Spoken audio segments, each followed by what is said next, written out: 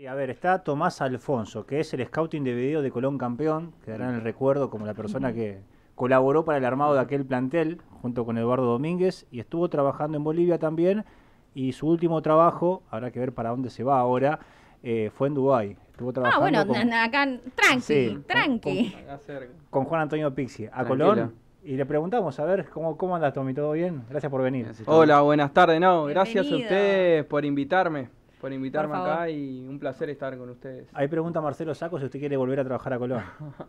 Y la verdad que todavía no están los planes, o sea, Sí. me fui hace poco Sí. y hoy estoy como en otra etapa de la carrera. Ya Claro. estuve en Bolivia un año, ahora estuve en Dubái 6 meses y por ahí la idea es más apuntar para ese tipo de lugares. Con la Pero bueno, diferencia nunca que, se sabe. diferencia que donde venís a trabajar, que fue en Bolivia y en Dubái, se reconoce el laburo verdaderamente. En Colón fue prácticamente todo a pulmón, ¿no? Fue como colaborar casi. Y prácticamente sí, o sea, yo en Colón no vivía del trabajo en sí, o sea, tenía mi sueldo, todo, pero no era algo que yo podía estar tranquilo, pagar un alquiler, No. vivir bien, pero bueno, Claro, no daba la estabilidad necesaria, Claro. digamos. Bueno, Ya que es otra en- economía ya también. ya en Bolivia y ya mismo ahí en Emiratos Árabes ya Es otra totalmente historia. diferente, sí, ya encontrás otra estabilidad. Y Yo- otro, la también verdad obvio, que- el trabajo está mucho más desarrollado, el avance tecnológico y demás. Tomás, preguntarte, porque bueno, Brian, obviamente que esta es una gestión del señor Brian Borra, esta entrevista muy interesante, y hablábamos fuera de aire, yo le voy a blanquear, le digo, mira, explícame, me dice que sos scouting, y le digo, explícame porque tengo menos deporte que una OJ, siempre le suelo decir así, y básicamente también para explicarle a los oyentes qué es lo que hace un scouting, cuál es el trabajo que lleva adelante, y cómo llegás, digamos, cómo decís, voy a hacer esto, o, ¿me entendés? ¿Cómo se le pone título a lo que estás haciendo, digamos? Bien, perfecto. Buena pregunta porque por ahí hay muchos que no entienden o no conocen el tema. O escuchás porque el término está y no en sabés pleno- a qué sí. se refiere. No, se trata de la observación de un perfil de futbolista determinado, sí. donde uno evalúa no solo las condiciones técnicas, que es lo que vos ves quizás Ujú. en los partidos y demás, sino también te tenés que encargar de investigar el perfil psicológico del jugador, Claro. cómo responde no solo dentro de la cancha, sino también fuera, entorno familiar. Abarca un montón de cuestiones y en base a eso uno elabora el perfil del jugador Sí. y está para ofrecerlo a algún equipo o mismo el equipo donde vos estás trabajando, vos decís, tengo este perfil de jugador, tengo este perfil, ¿cuál Ajá. es el perfil que mejor encaja para el equipo donde estás vos? Eso es Claro. básicamente lo que hace un scouting, es observar Sí. jugadores, ya sea para algún equipo en forma particular y Ujú. mismo responder alguna recomendación o Sí. llevarlo al lugar donde vos estás trabajando. Pero bueno, la idea es esa, descubrir el jugador cuando otros por ahí no lo vieron. Claro, descubrir ahí los potenciales y de acuerdo a las Exactamente, características. por ahí, no sé, por ejemplo, estás en Boca y el trabajo de scouting por ahí consiste en descubrir un jugador que quizás otro competidor, como puede ser River, San Lorenzo, Sí. no los haya hecho. O Claro. mismo por ahí en equipos más chicos, como Colón, como Unión, equipos acá, que es fundamental el trabajo de scouting, Sí. porque con la billetera, Colón, Unión, por ejemplo, no le pueden ir a competir a un Boca. Claro. Entonces, ¿cómo le competís a un Boca?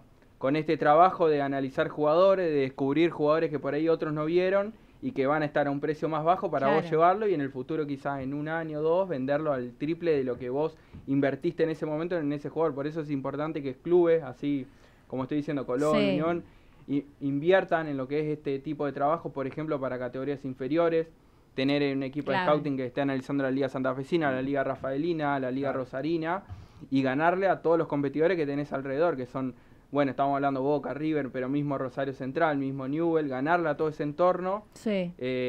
cuando es ir a buscar el jugador cuando otros no lo vio. Digamos, Claro. se fija el perfil del jugador dependiendo también al equipo. Exacto. ¿Y ustedes cómo laburan? ¿Por cuerpo técnico? O generalmente, no sé tu situación, pero son, digamos, van en conjunto con el cuerpo técnico y a donde va ese cuerpo técnico migran ustedes, o también existe la posibilidad de que haya algún scouting que sea empleado del club y no se mueva. Mira, están las dos formas, podés ser Mm. empleados del club o podés mismo trabajar en cuerpo técnico. Generalmente, ¿qué se hace? Los scouting generalmente son empleados del club, Ah, pero mira. también dentro del cuerpo técnico necesitas el scouting, Claro. porque constantemente te llegan jugadores, tenés que mirar para hacer mercado de pase. A mí me pasó que, por ejemplo, yo estuve en Colón, entré con la Ballén como parte del cuerpo técnico, después quedé como parte del club, como analista y mismo hacía algo de scouting. Después cuando vino Domínguez también era parte del club, ahí se hizo estaba Bruno Oliveto, que es otro amigo mío que trabaja en el cuerpo técnico de Domínguez, Sí. hicimos buen trabajo de scouting ahí en ese momento y pudimos traer jugadores que por ahí otros no habían visto y no habían pescado, entonces es eso, descubrir el jugador al mejor precio posible y que te sea rendidor a vos. Después cuando fui a Bolivia, el trabajo de scouting ya lo hacía dentro del cuerpo técnico. Incluso ahora para el equipo de Bolivia, mismo ahora me mandan algunos mensajes por ahí por tema de jugadores, ahora recién me estaban mandando para ver qué les podía recomendar porque quedó la relación y por ahí alguna colaboración externa se le hace. Claro. Y ahora en el equipo de Emiratos Árabes yo fui como parte del cuerpo técnico, pero mismo el club también me solicitaba algunos informes de scouting y demás. Y ahora, ¿y por dónde arrancas? Digo, porque tantos jugadores que hay en el mundo, ¿por dónde arrancas? Y no, siempre depende de la liga y el lugar donde estés vos. ¿Y qué va a pasar? Vos estando en un club te van a ofrecer jugadores, que son los famosos ofrecidos, se ofrece un representante, o mismo el jugador te manda su video, o es ir vos y detectar ese talento que básicamente observando. Claro, tenés que tenés que observar tener un liga, ojo tenés que mirar clínico. partidos. Es constantemente mirar partidos porque es la única forma de poder descubrir al jugador. Tommy, ¿vos cómo te involucras en este mundo? ¿Y cómo te preparás? Porque me doy cuenta que tenés que tener en cuenta un montón de variables que van a definir el éxito de tu trabajo o no, digamos. ¿Cómo te preparaste para esto? Y primero, ¿cómo ingresaste a esto? Que por ahí no es tan, no es una cuestión tan visible, digamos, este laburo del scouting. Y básicamente yo ingreso a este mundo de lo que es el fútbol profesional.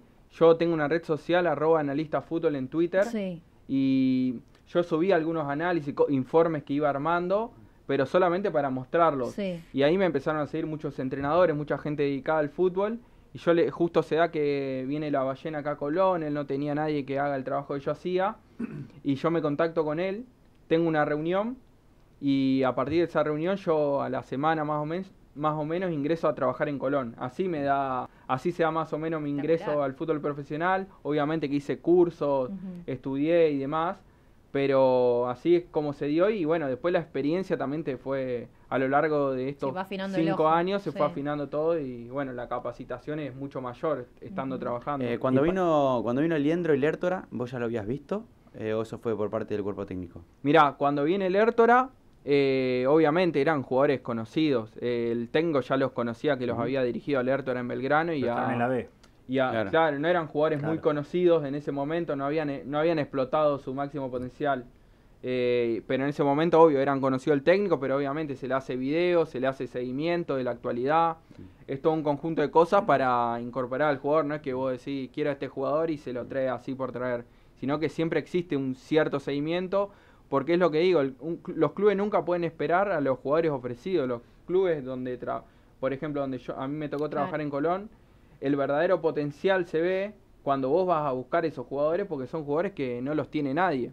Porque los jugadores que todos conocen no los vas a poder competir con la billetera. Van a ir a Boca, van a ir a River, van a ir Desde a San tu Lorenzo. posición, Tommy, no podés, o el scouting, ¿no puede influir, por ejemplo, en inferiores? Decir, por ejemplo, mira, vos querés buscar tal volante central, pero en inferiores tenemos esto. O ese labor, digamos, recurre a otra parte del club o otra gente. Y es todo un conjunto, o sea, siempre depende de la política que tome el club en cuanto a eso. Si el club es un club que está involucrado en inferiores, por ejemplo, no sé, Vélez Arfe, Lanús, viste que le dan mucha importancia, entonces ellos ya saben que se le va el volante central, pero saben que en inferiores tienen el reemplazante. Sí, eso es un conjunto porque son clubes que trabajan con base de datos de jugadores, entonces ya tienen todo establecido y estipulado y ya por eso son clubes que la mayoría de las veces tienen éxito y sacan muchos jugadores porque son clubes que le dan mucha importancia a eso que hablamos de la captación de jugadores. Captan el jugador cuando por ahí otros no lo tienen. Es así. Tengo por que ahí, digo, sí. claro, en lo que ha llegado a Colón, ¿de cuál podés decir vos? Yo a este jugador lo vi primero, lo acerqué a la Ballén o a Domínguez y llegó a Santa Fe. ¿Qué jugador vos decís? Este no lo conocía nadie y fue un jugador que lo vi yo, digamos, que lo descubrí. Y por ahí lo que pasó, o sea, en Colón la mayoría de los jugadores que han llegado son jugadores generalmente conocidos, porque nosotros no tenemos interferencia en qué jugador hay que contratar. Nosotros podemos ofrecer un nombre y o te un dice Domínguez. Pero bueno, por ejemplo, yo me acuerdo cuando se fue Vigo, sí. Había varios perfiles de laterales y Facundo Mura en ese momento era conocido del Sub-20, pero en Estudiantes estaba colgado, no jugaba. Y bueno, vos haces tu aporte, digamos, tirando un nombre, pasando un análisis del jugador y después, bueno, ya deciden decide el entrenador, decide el presidente, deciden otras personas, pero Mora, bueno. que fue el que le da el pase a Liendro en el primer El gol primer frente a gol. Racing del título, ¿no? Sí, por nombrar un ejemplo. Un ejemplo. Sí. Claro.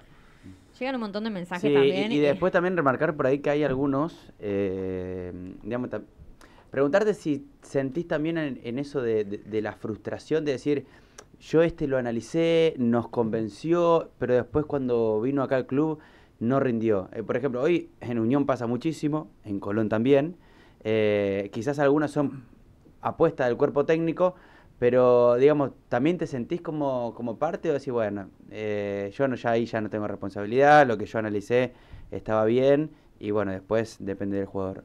Mirá, por suerte, o sea, la verdad no me ha pasado porque yo la época justo que estuve en Colón fueron 3 años donde sí no fue bien y ciertos jugadores que me ha tocado analizar anduvieron y hasta y tuvieron éxito. En Bolivia me pasó lo mismo, no fue bien. En Emiratos ahora con los jugadores que se ha traído en general también no fue bien, entonces no me ha pasado por ahí que traes uno y decís, uy, me clavé, no me rindió. Claro. Igualmente puede pasar porque por ahí traes un jugador y quizás es bueno en serio y no sé, está con problemas personales, se lesiona y bueno, ya algo que te excede.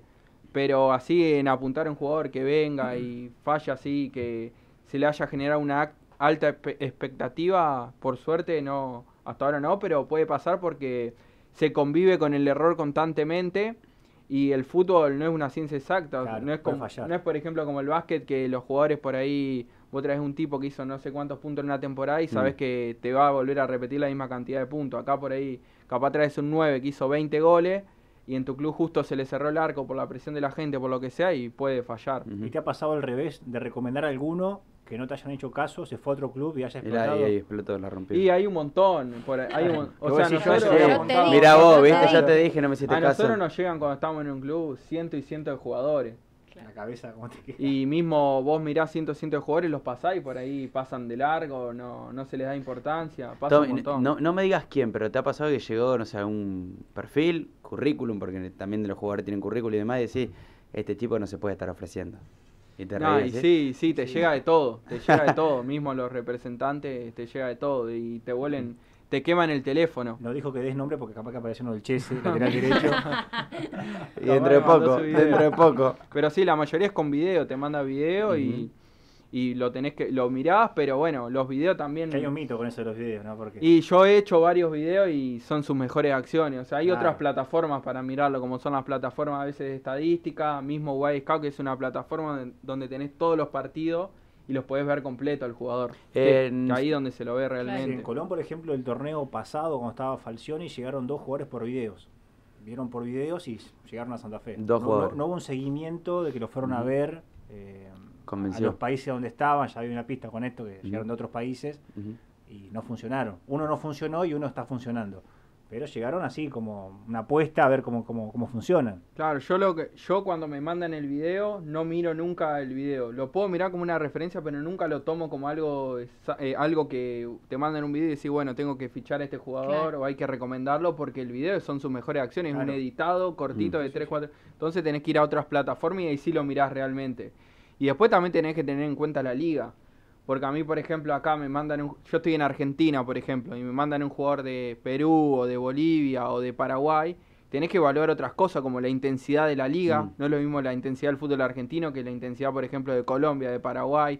El equipo donde juega, la presión del equipo. No es lo mismo jugar con 30.000 personas en la Claro, cancha de Colón que claro. jugar con 10.000 en una cancha, no sé, de Paraguay o de Bolivia. O Uruguay, por ejemplo, viste que en Uruguay la infraestructura es muy baja. Uruguay, por ahí lo que tiene el jugador uruguayo que es más parecido al argentino, entonces se adapta más fácil. Pero bueno, Colón es un club que tiene mucha exigencia y que está acostumbrado generalmente a pelear cosas importantes, entonces por ahí viene un jugador que no tiene esa costumbre, no tiene exigencia porque juega todos los partidos con 5.000 personas, un fútbol menos intenso, menos competitivo y te cuesta la adaptación.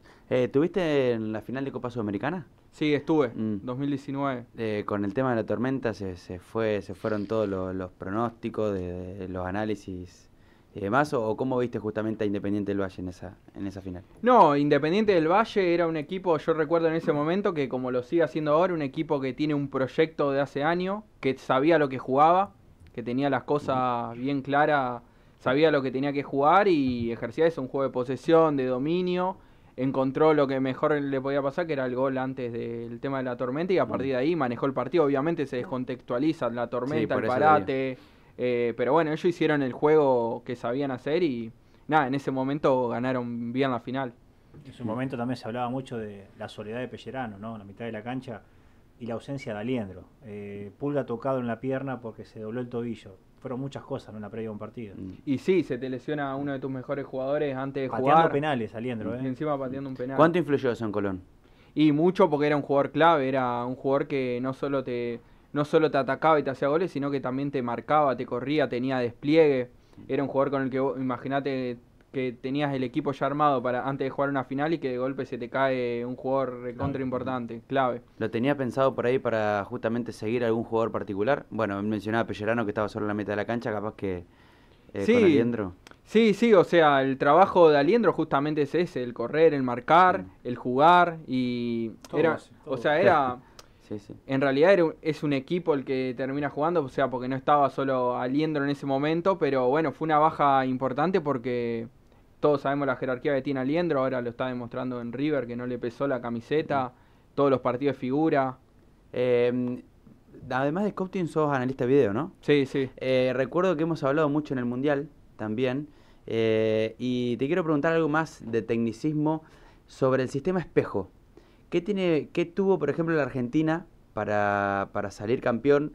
O no recuerdo, creo que fue el partido con Holanda, que juega con 5 inclusive, que vos lo habías mencionado, que Scaloni le hizo un sistema espejo, que si yo lo tomo sin conocimiento o algo vulgar, te digo, sistema espejo repite el mismo sistema, pero si los dos equipos juegan con el mismo sistema, el que tiene mejores jugadores debería ganar, porque juegan con la misma formación, los mismos puestos y demás. Pero sin embargo Argentina sacó diferencia en eso. ¿Podés explicar un poco qué significa justamente el sistema espejo y en qué se vio beneficiado Argentina? Bien, en ese momento yo recuerdo que Argentina, ¿te acordás que lo habíamos hablado en la previa? Que una de las cosas buenas que podía hacer Argentina en ese momento, no sabíamos cómo iba a jugar, si con 4 o con 5, pero una de las cosas que podía hacer para sacar ventaja a Holanda era emparejar el sistema. Con Molina por lateral por Con derecha. Molina de lateral, con Acuña, no me acuerdo si jugó. Con Acuña, y bueno, ya Messi más intermedio ahí, Julián Álvarez.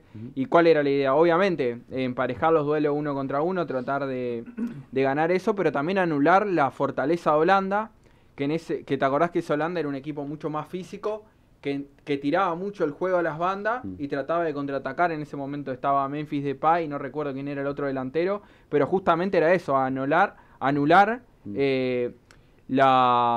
las buenas condiciones futbolísticas que tenía Holanda atacando. Entonces no era solo hacer los emparejamientos 1 contra 1, lateral con lateral y demás, sino también era eso, anular la fortaleza de Holanda que estaba en ese momento por los dos carrileros. Y ahora bueno, yo creo que el fútbol incluso va evolucionando muchísimo. Incluso hasta en un futuro, recuerdo haber escuchado una entrevista de Paoli que dice que en un futuro se puede llegar a pensar en un fútbol sin posiciones, porque hoy por hoy lo que se cumple es el rol de ocupar tiempo y espacio, y hoy capaz un extremo por derecha te puede jugar de lateral, un defensor central, por ejemplo el caso de Stone, te puede jugar de doble 5. Bueno, salvando la diferencia lo hemos visto a Delgado, ¿no? Sí. A Delgado, que como de interno también. ¿Cómo ves ese se fútbol? jugadores cada vez más completos, los jugadores cada vez más completos. O sea, hoy hablamos de un fútbol que no es de posiciones. Sí tenés que tener obviamente una alineación, tenés que tener un cierto orden establecido, porque no podés poner cualquier cosa, porque si no se te desparrama todo, pero lo que decía, no hablamos de un fútbol de posiciones, sino más un fútbol de funciones, donde cada jugador tiene una función determinada y tiene que tener 3-4 conceptos claros y saber cumplirlo, digamos, lo que decía. Si Delgado fue Delgado tirándose al medio, es una función que seguramente... Comenzó como stopper por el sector izquierdo y terminó como interno por el sector izquierdo. Son funciones. Ese partido incluso me sorprendió, fue acá de local, y encima lo fuimos y lo repitió en San Lorenzo también. Garcés Gols Delgado, sí. Creo que era justamente el tridente, y cuando sacaba Chico, era Garcés por derecha, Gol por izquierda y Delgado se metía como doble 5. Y retrocedía Teuta. Y le genera una gran libertad a Delgado. Pero el tema era qué hacía con la pelota. Obviamente que es todo una estructura y demás que se va moviendo. Pero ya lo vamos viendo El en tema el es también fútbol que por ahí internacional que se se arma aplica en el acá. retroceso de los equipos las marcas fijas. Entonces cuando retroceden los equipos y se te desparraman, si Teuten retrocede, si el Gaut se te adelanta, es como un juego de ajedrez. Hay, Es un juego de ajedrez. hay una imagen en el partido entre en Manchester City y Real Madrid, no sé si la viste, Tommy, de Camavinga, que se va a tomarlo a Grealish por derecha, pero Camavinga estaba jugando doble 5. Entonces, cuando como queda desarticulado esa zona, se da cuenta que descubre su posición, la deja descubierta, entonces sale de tomarlo a Grealish por derecha y vuelve a la mitad de la cancha. Y es justamente donde viene el último gol, creo que lo hace Bernardo Silva, que toca para Grealish y se abre el espacio. También debe ser algo mental fuerte que tiene que tener el jugador, de saber ocupar esos tiempos y decir, bueno, porque digo, no debe ser fácil. Ahora estoy de 3, dentro de 5 minutos estoy de extremo, después puedo pasar de central. Y depende de las características de los jugadores, lo que hablábamos hoy al principio de los perfiles del jugador. Hay jugadores que son más inteligentes que otros y hay funciones que vos le podés dar a determinados jugadores y a otros no se la podés dar. Hablábamos recién de Delgado. Delgado es un defensor y polifuncional que te puede jugar no solo de stopper, sino también de lateral. Incluso esa opción de que correrse a la mitad de la cancha cuando la pelota está en juego, lo puede hacer porque tiene buen pie, tiene buen pase filtrado, tiene buen cambio de frente. Pero hay otros jugadores que quizás no pueden hacer eso y ni tampoco tienen la inteligencia de él para hacerlo, porque es lo que decía, es una cuestión de característica, de perfiles del jugador. Ustedes van a ver ahora que es la final de la Champions el sábado, van a ver el Manchester City, como cuando tiene la pelota y ataca, se desordena. Van a ver que va a quedar con 2 defensores, va a quedar con 3 volantes, con 3 defensores, 2 volantes adelante de esa línea de defensores. Claro. Van a ver a Grealish y a Bernardo bien abierto.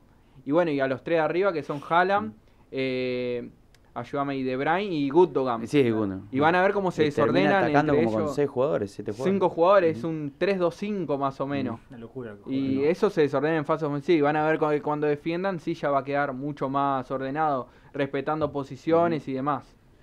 Seguramente vamos a ver el fin de semana una final donde en teoría a priori el equipo ganador en las apuestas va a ser el Manchester City, por su sistema de juego, por los partidos que viene ganando y lo que viene implementando.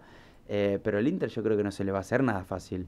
Si, por ejemplo, si hoy te tocaría ser analista de video del Inter, ¿cómo le juega al City?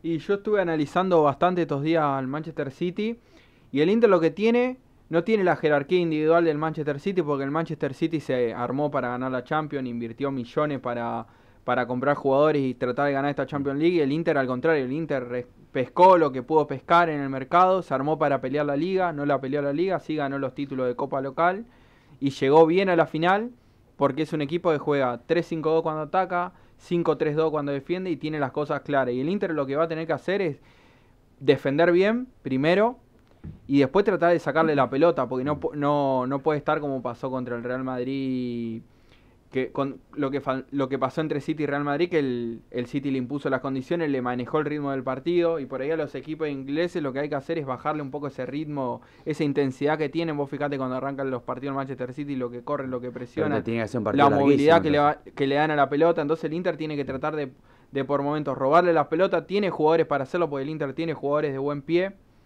tiene que tratar de anular ese circuito que se genera entre Rodri, Gundogan, De Bruyne. Es la opción que le va a quedar para poder pelearle al City, aprovechar algún contragolpe, alguna pelota parada. Va a ser un partido difícil, pero lo que decía, el Inter tiene que hacer eso, tratar de bajar un poco el ritmo que le intenta imponer el Manchester City, sacar la pelota de la zona de presión, porque el City presiona mucho sobre la pelota, y estar en todo momento bien ordenado y anular ese circuito interior, lo que decía, de Rodri, de Gundogan, de Bruyne. Me permito sacarlo de la profesión en sí, que siempre que viene explica muy bien. No, es tremendo la seguridad con la que explica todo. Estamos acá tomando clases, chicos. Pero me gustaría saber un poco más de la vida profesional, inclusive, porque por ahí uno ve y analiza o sabe de los cuerpos técnicos y sabe del profe, del DT. Sí, no profundiza en la figura del scouting. Pero el scouting por ahí no se conoce mucho. ¿Cómo vive un scouting en Dubái? ¿Cómo es el día a día?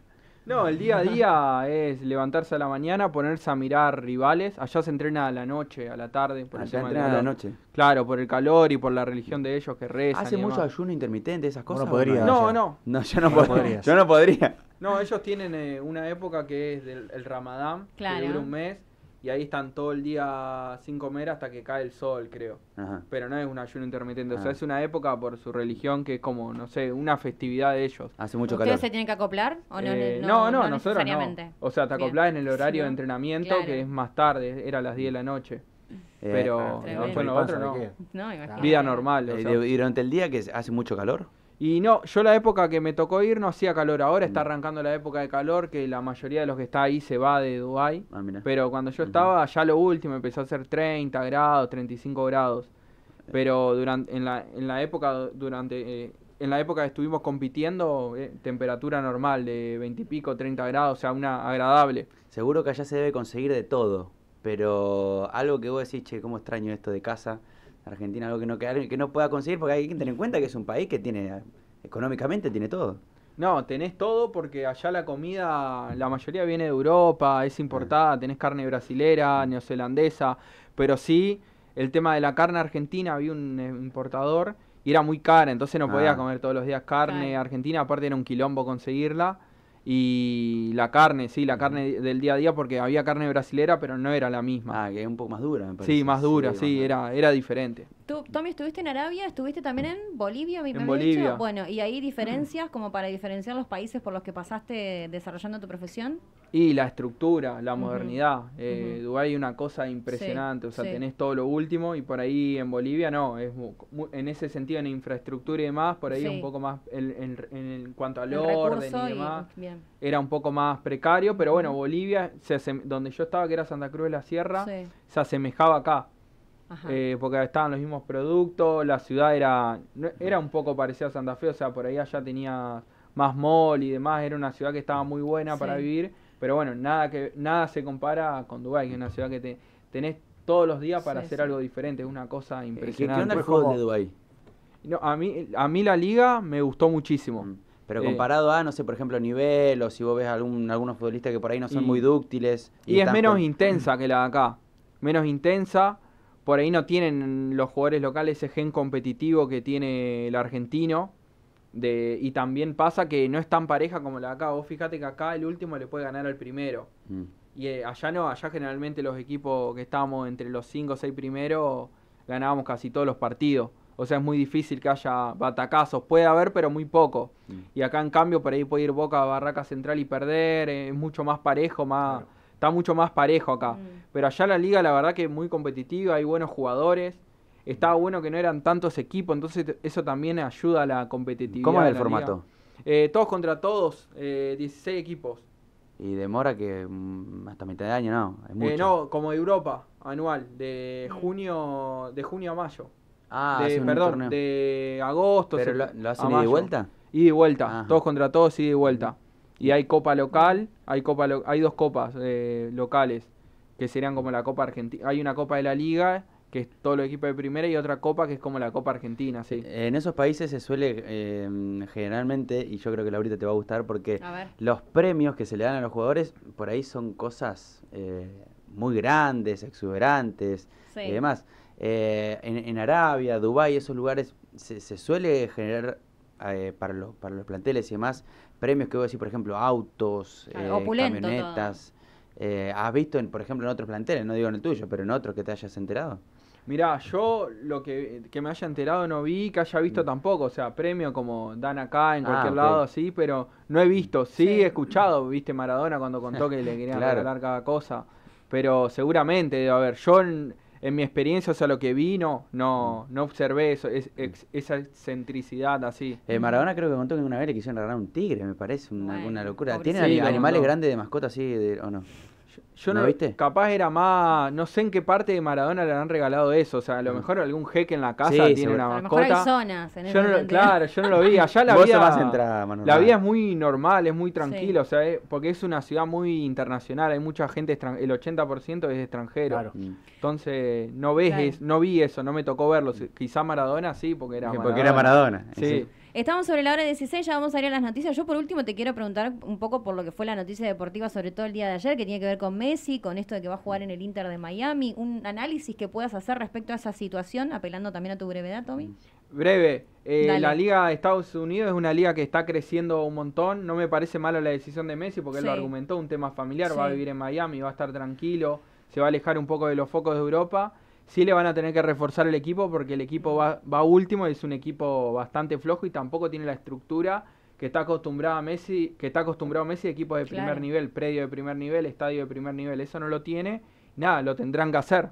Muy bien. Tomás Alfonso, analista de fútbol, scouting, ¿dónde te encontramos? Me imagino en redes sociales a full. Les paso las profesionales, Dale. @scoutanalyst con doble T Bien. e Y ahí en Instagram y @analistafútbol con doble L en Twitter. Espectacular. Ahí pueden ver todo. Espectacular. Tomás Unos laburos- Alfonso. Unos Sí. laburos para que puedan ver Pero tranquilos. una locura, aparte la seguridad con la que respondió absolutamente todo, chicos, tremendo. Este chico está todo el día. Esto es un laburo 24/7. Bueno, un poco Y- lo mencionaba cuando Manu y te lo sí. preguntaba. Sí, tenés que exactamente. estar todo el tiempo Sí. mirando, todo el tiempo. Mucha gente externa te manda por jugadores Sí. y demás para que le recomendés, clubes también, jugadores para que le armes videos. Sí, todo el tiempo. Muy bien. Tomás Alfonso, entonces, analista de fútbol, scouting también.